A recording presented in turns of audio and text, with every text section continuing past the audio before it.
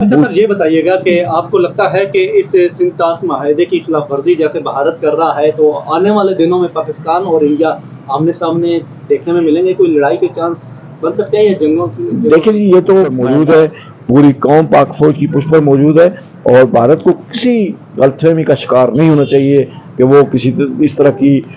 گدڑ بپکیوں سے وہ پاکستان کو خوفزدہ کر لے گا یا پاکستان کو ڈرا دے گا۔ میں سمجھتا ہوں کہ یہ اس کی بھول ہے۔ کشمیر کے اندر کشمیریوں کو صرف اس بنیاد پر ان کو تشدد کا نشانہ بنایا جا رہا ہے، ان کو شہید کیا جا رہا ہے، ان کے یعنی باغات کو تہس نہس کر دیا گیا ہے، جلایا جا رہا ہے۔ وہ جو سیب کے باغات ہیں، دوسری جو فصلیں ہیں، ان کو جلایا جاتا ہے۔ تو یہ بھارت کا ایک ایسا انتقامی رویہ ہے۔ اس وقت بھارتی حکمرانوں کو چاہیے کہ وہ خواہ پاکستان کے ساتھ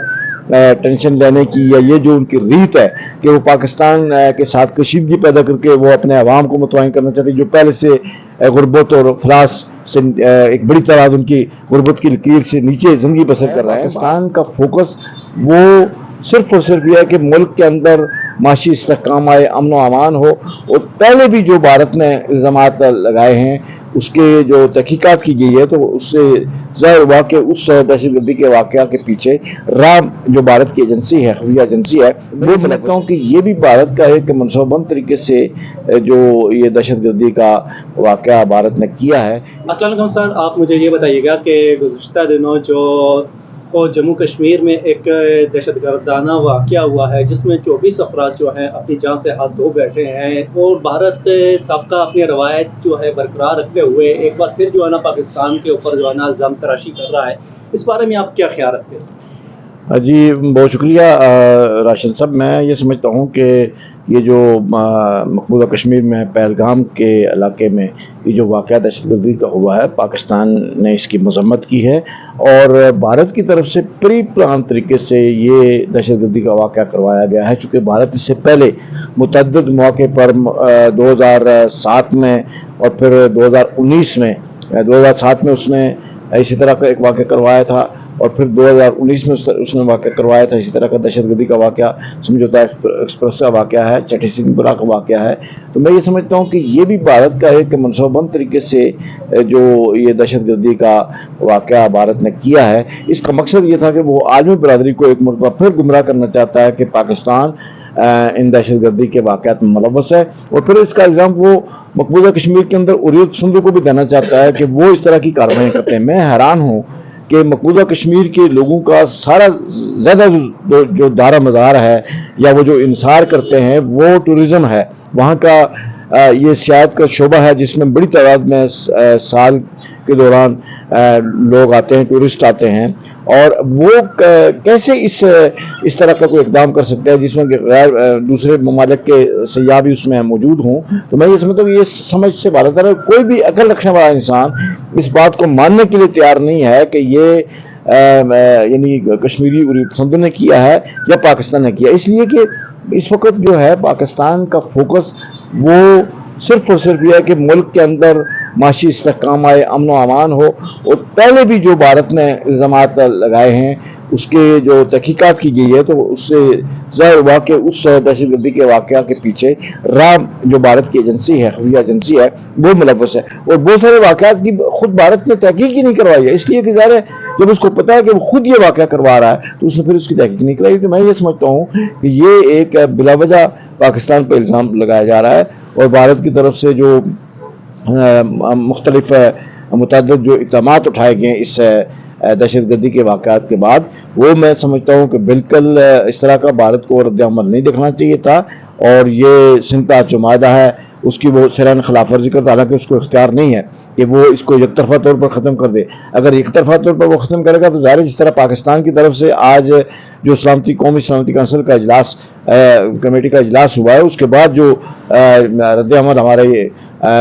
طرف سے آیا پاکستان کی طرف سے، تو وہ بالکل وجہ ہے کہ جب ہندوستان یک طرفہ طور پر کوئی اقدام کرے گا تو پاکستان بھی اس سے پیچھے نہیں رہے گا، پھر پاکستان کو بھی شملہ سمیت وہ سارے معاہدے ایک طرفہ طور پر ختم کرنا ہوں گے۔ پھر بھارت یہ نہیں کہہ سکتے کہ پاکستان ایک قدم کیوں اٹھا رہا ہے، اس لیے کہ پہل بھارت نے کی ہے، اور ظاہر ہے جب جو آدمی پہل کرتا ہے تو دوسرے فریق کا حق بنتا ہے کہ وہ اپنے تحفظ میں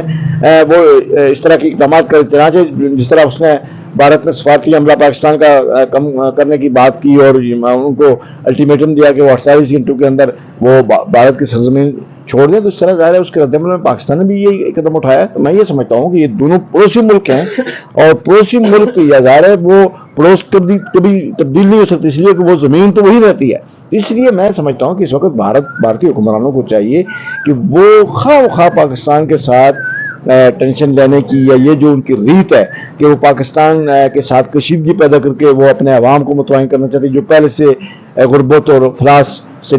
एक बड़ी तादाद उनकी गुर्बत की लकीर से नीचे ज़िंदगी बसर कर रहे हैं। मैं समझता हूँ कि इस वक्त भारतीय हुक्मरानों को चाहिए कि वो खा पाकिस्तान के साथ टेंशन लेने की या ये जो उनकी रीत है कि वो पाकिस्तान के साथ कशीदगी पैदा करके वो अपने अवाम को मुतमईन करना चाहते हैं, जो पहले से गुर्बत और अफलास से एक बड़ी तादाद उनकी गुर्बत की लकीर से नीचे ज़िंदगी बसर कर रहे हैं। वहाँ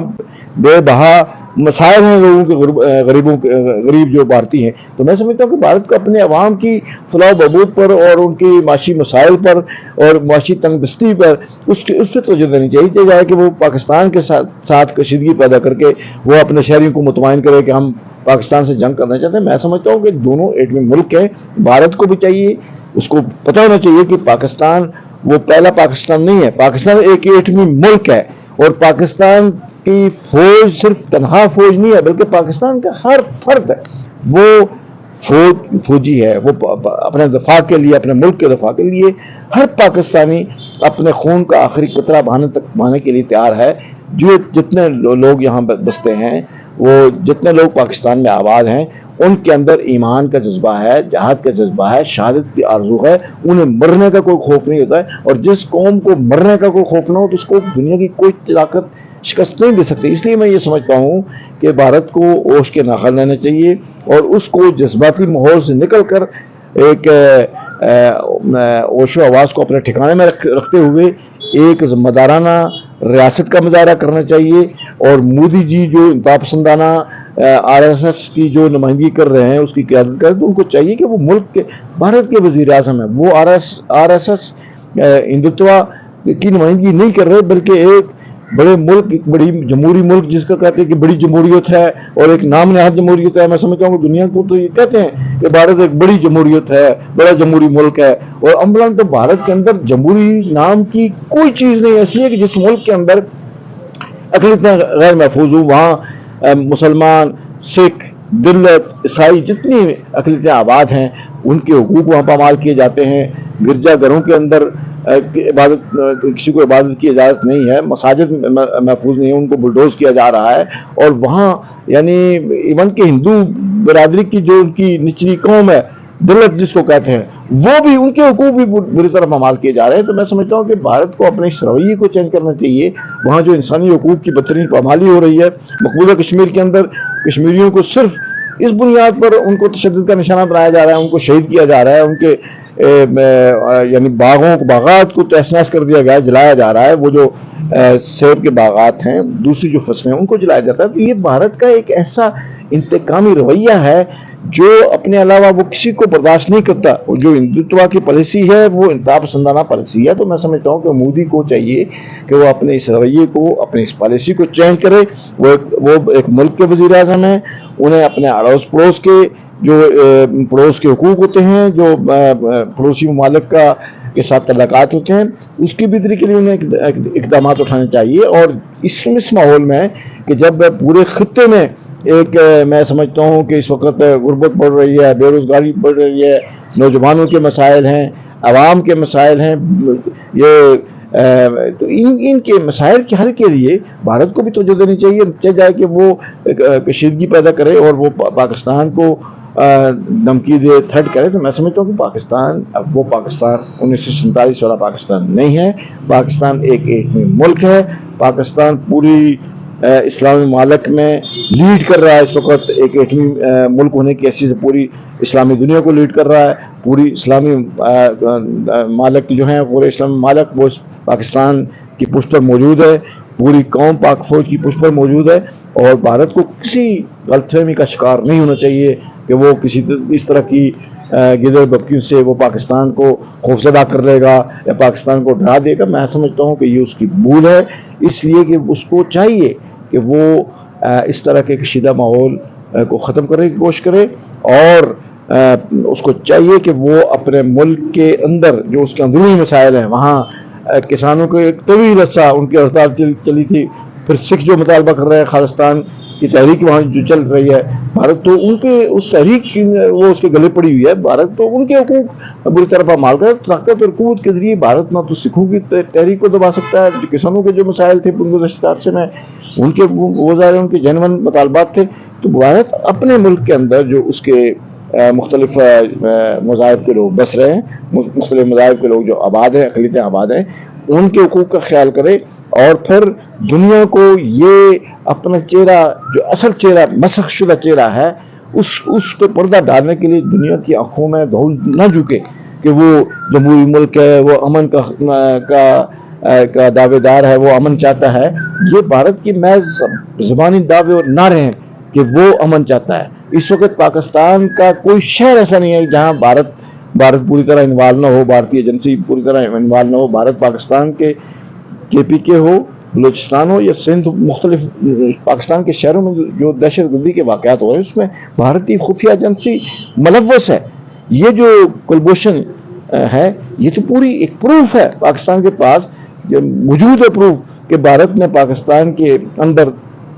دخل اندازی اس طرح کر دی کہ وہ دہشت گردی کے جتنے واقعات ہوتے ہیں اس کی ساری کڑیاں بھارت سے ملتی ہیں، اور بھارت کے پلانٹڈ لوگ وہ یہاں پاکستان کے اندر عدم استحکام پیدا کرنے کے لیے، یہاں صوبائی علاقائی تعصبات کو ہوا دینے کے لیے، یہاں فرقہ پرستی کو ہوا دینے کے لیے، یہاں مختلف انداز سے وہ پاکستان میں مداخلت کرتے ہیں، انتشار پیدا کرتے ہیں، پاکستان کو عدم استحکام سے دوچار کرتے ہیں۔ تو میں سمجھتا ہوں کہ یہ کوئی ڈکی چھپی بات نہیں ہے، پوری دنیا جانتی ہے کہ بھارت اس وقت ایک دہشت گرد ملک ہے۔ اور اچھا سر، یہ بتائیے گا کہ آپ کو لگتا ہے کہ اس سندھ طاس معاہدے کی خلاف ورزی جیسے بھارت کر رہا ہے تو آنے والے دنوں میں پاکستان اور انڈیا آمنے سامنے دیکھنے میں ملیں گے؟ کوئی لڑائی کے چانس بن سکتے ہیں یا جنگوں کی؟ دیکھیں جی، یہ تو میں نہیں سمجھتا، اس لیے کہ دونوں ایٹمی قوتیں ہیں۔ جنگ تو الفاظ میں اس کا اظہار کرنا تو بہت آسان ہے کہ یہ جنگ ہو جائے گی، تو میں سمجھتا ہوں کہ ایسی کوئی بات نہیں ہے۔ یہ بھارت کو بھی 1000 مرتبہ سوچنا ہوگا پاکستان کے ساتھ کس طرح کا پنگا لینے سے قبل۔ یہ آسان بات نہیں ہے کہ پاکستان کو آسان طریقے سے ہضم کر دے، اور یہ جو پاکستان کی 24 کروڑ عوام ہے ان میں سے ہر فرد وہ ایک فوجی ہے، وہ دفاع وطن کے لیے کٹ مرنے کے لیے تیار ہے، اس کے اندر جذبہ ایمان موجود ہے۔ تو میں یہ سمجھتا ہوں کہ یہاں خواتین، بچے، مرد و زن سارے اپنے ملک کے دفاع کے لیے تیار ہیں، اور یہ جو گائے کا پیشاب پینے والی قوم ہے اس کے اندر اتنی سخت، اتنی ہمت اور جرأت نہیں ہے کہ وہ کسی طرح کی جنگ کی طرف آئے۔ تو میں سمجھتا ہوں کہ پاکستان ایک ذمہ دار ملک ہے، اور پاکستان نے پہلے بھی کبھی کسی طرح کی کوئی پہل نہیں کی ہے، لیکن قومی سلامتی پر پاکستان کوئی کمپرومائز نہیں کرے گا، جو کہ آج پاکستان کی طرف سے رد عمل آ چکا ہے کہ ہم ترکی بترکی جواب دیں گے۔ یعنی پاکستان کو کوئی آسان نہ سمجھے، یہ لوہے کے چنے ہیں جس کو چبانا آسان نہیں ہے بھارت کے لیے۔ اس لیے میں سمجھتا ہوں کہ دونوں ممالک کے درمیان یہ جو کشیدگی ہے یہ انشاءاللہ جلد ختم ہو جائے گی، اور بھارت کی جو دانشور ہیں وہ بھی بھارتی وزیر اعظم کو یہ مشورہ دے رہے ہیں کہ وہ اس طرح کی کسی اشتعال انگیزی کی طرف نہ جائیں، اس لیے کہ یہ ملک کے فائدے میں نہیں ہے۔ اچھا سر، یہ بتائیے گا کہ انڈین حکام نے پہلگام میں جو سیاحوں پر حملہ ہوا جس میں تقریباً 26 افراد جو ہے اپنی جان سے ہاتھ دھو بیٹھے، ان میں سے جو ہے 3 جو ہے نا مشتبہ جو ہے نا خاکے انہوں نے جاری کیے ہیں، جن کے نام بھی انہوں نے جو ہے نا وہ جاری کیے ہیں۔ ایک کا نام سلمان شاہ اور دوسرے کا نام طلحہ اور ایک کا نام آصف فوجی کے نام سے جو ہے نا انہوں نے جو ہے نا ایک خاکے وغیرہ جاری کیے ہیں۔ آپ کو کیا لگتا ہے کہ اس میں جو نام نظر آ رہے ہیں ہمیں ایک مسلمان نظر آ رہے ہیں؟ دیکھیں جی، ایک مسلمان تو اس میں شہید ہوا ہے، ظاہر اتنا بڑا سانحہ ہے، اس میں ایک جو ہے اس کے بارے میں شہیدی کے بارے میں بھی ہے کہ وہ بھی اس میں ہلاک ہوا ہے۔ تو بھارت تو ظاہر ہے پوری طریقے سے جب اس نے موجودہ ایکسپریس کا حادثہ کروایا تو اس کا سارا الزام اس نے پاکستان پہ ڈال دیا، اور بعد میں جب تحقیقات ہوئی تو پتہ چلا کہ اس میں تو انڈین ایجنسی راہ ملوث ہے۔ تو بھارت نے تو ایک اور تصویر کل میری نظر سے گزری جاری کی کہ جو وہاں حریت پسند ہے جو بہت پہلے شہید ہو چکے ہیں، जो पहले शहीद हो चुके हैं वो अपनी कब्रों में हैं, उनकी तस्वीर जारी की कि कल के जो सानिया है पहलगाम का, इसमें ये मुलव्वस है। तो भारत तो कुछ भी कर सकता है, आपके सोशल मीडिया का दौर है, वो तो जाहिर है जब उसने प्री प्लान तरीके से ये एक कानून बनाई है, ये कानून तरतीब दी है, तो वो जितने लोग अभी भारत के कैद में पाकिस्तानी जो भूल कर बॉर्डर क्रॉस करके, या वहाँ पहले से कुछ लोग गए हुए हैं जो मुख्तलिफ वहाँ जो ज़्यादतें हैं उन पे गए हैं, तो वो भी भारत की जेलों में माहीगीर हैं, जिस तरह बड़ी तादाद में माहीगीर गिरफ्तार हैं। तो भारत तो उनकी शक्ल में भी आने वाले दिनों में उनको दहशतगर्द करार दे सकता है, उनको मुकाबले में शहीद कर सकता है, या उनके जरिए उनको प्रेशराइज करके उनके जरिए भी कोई बयान दिला सकता है। तो ये तो भारत के हरबे हैं, लेकिन मैं ये समझता हूँ कि ये थ्रू और पहलगाम का जो वाक़या है, इसमें ये सारी राखी कार्रवाई है और एक मनसूबाबंद तरीके से ये वाक़या करवाया गया है ताकि दुनिया को ये बताया जा सके कि पाकिस्तान भारत के अंदर दहशतगर्दी करवा रहा है। इसमें कोई हकीकत नहीं है कि पाकिस्तान। आपको नहीं लगता कि ये जो पहलगाम का जो सानिया हुआ है, इसके पीछे जो है ना, इसको मतलब ये जो सिंतोस माहिदा है, इन दोनों को आप किस तरीके से देखते हैं, अगर इनको जोड़ के देखें तो? लेकिन जी सिंतोस माहिदा तो ज़ाहिर है वो उसमें ये वर्ल्ड बैंक मुलव्वस है, क्योंकि इस वक्त आपको पता होना चाहिए कि ये तीन ममालिक की स्तून है, यानी अमेरिका, इसराइल, भारत, ये गठजोड़ है। ये सारे मिलकर मुस्लिम उम्मा के खिलाफ सरगर्म अमल है। गजा के हवाले से आपको पता है कि 2-3 दिन पहले यहाँ एक बड़ी रैली, तारीखी रैली जमात इस्लामी के तहत इस्लामाबाद में हुई है, कराची में, पाकिस्तान के सारे शहरों में और फिर पूरी दुनिया में, बांग्लादेश में बहुत तारीखी गजा के अवाम के साथ और इसराइल की मजम्मत के हवाले से वहाँ रैली। तो जब पाकिस्तान की तरफ से गजा के हवाले से आवाज़ उठ रही है तो ज़ाहिर है उसमें इसराइल को भी तकलीफ है, भारत को भी तकलीफ है, उसमें अमेरिका को भी तकलीफ है। जब भी कोई इसराइल के खिलाफ बात करता है तो वो अमेरिका के खिलाफ भी बात करेगा और भारत के खिलाफ भी। तो मैं ये समझता हूँ कि ये सारी कड़ियाँ मिलती है कि भारत इसराइल के ईमा पर ये काम कर सकता है कि पाकिस्तान को एंगेज करने के लिए, ताकि पाकिस्तान इसराइल के हवाले से कदम न उठा ले। तो मैं ये समझता हूँ कि बिल्कुल ये सारी चीज़ें कड़ियाँ मिलती हैं। अमेरिका, इसराइल और भारत क्योंकि इनका गठजोड़ है, इनके मफादात मुश्तरका हैं, ये मुस्लिम उम्मा के खिलाफ ये इन तीनों का गठजोड़ है। और वो इसराइल जो है वो फ़लस्तीन के अंदर जिस तरह मासूम बच्चों को, ख़वातीन को, बूढ़ों को वो तय कर रहा है, उनको शहीद कर रहा है, उनकी बच्चों की लाशों के टुकड़े आप देखते होंगे। तो अच्छा सर, ये बताइएगा कि कुछ अर्सा पहले हमारे पाकिस्तान में के बलूचिस्तान के एरिया में एक पूरी की पूरी ट्रेन जो है ना अगवा करने की कोशिश की जाती है, क्या आपको नहीं लगता कि इसमें भी भारत का हाथ हो सकता है? बिल्कुल, ये प्री प्लान तरीके से पाकिस्तान के अंदर, जिस तरह मैंने अपने पहले आपके सामने अर्ज़ किया कि पाकिस्तान के अंदर जितने दहशतगर्दी के वाक़यात होते हैं,